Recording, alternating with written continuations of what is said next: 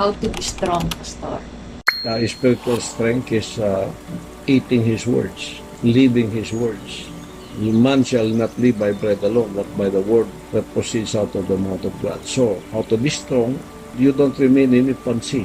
You grow in the knowledge of the Son of God until we all come into the unity of the faith of the knowledge of the Son of God. Kaya yun ang tinuturo ko, yung spiritual law. Kaya yung tanong niya, how to be strong? Umalis ka sa pagiging bata, sa utak, sa pag-iisip. Kailangan i-absorb mo yung knowledge. Di ba yung A to Z of salvation? Pumunta ka doon sa Son Accountable.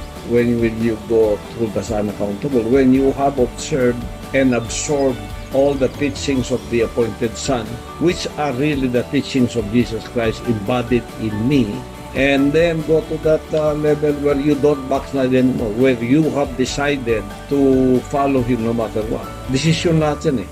You decide to become Son Accountable. Ayaw ko na yung infancy. Ayaw ko na yung tinuturuan ako. Kasi alam ko na. Kailangan alam mo lahat. Alam mo lahat ang kalooban ng Ama. You have to defend it by yourself.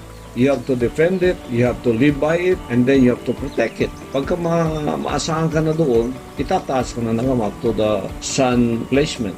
This is my beloved son or daughter in whom I am well pleased. Dili na masulti sa man sa imo, hindi masabi ng Ama yan sa iyo. Kung alam niya, hindi ka pa naka-overcome sa apoy, mababackslide ka pa rin. That's why when He gave me the opportunity to write anyone I want in the book of life, sabi ko, sino ang pwede kong isulat? Walang isa sa mga kasama ko.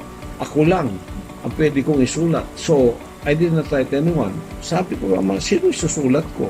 Baka isulat ko ito, baka mabackslide, blah blah blah. Baka mag-iba yung takbo. So, through the evolution of the revelation na binigay sa akin, ngayon alam ko na kung sino isusulat doon. O, ikaw mismo alam mo na pagka doon ka na sa Son placement, tulad ko, hindi na mabackslide. Kahit anong gawin mo, pinako ka na sa cross, masakit man, pero you died willingly to obey the Father's will no matter what, like the Almighty Father in His being the begotten Son. So you go through that process of Calvary.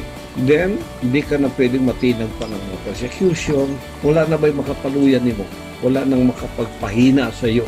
You come to that level eh. Hindi mo yan pinipilit ang sarili mo. You just come to that level through the absorption of the Word of God in you. You are strong through the Word that I have spoken unto you.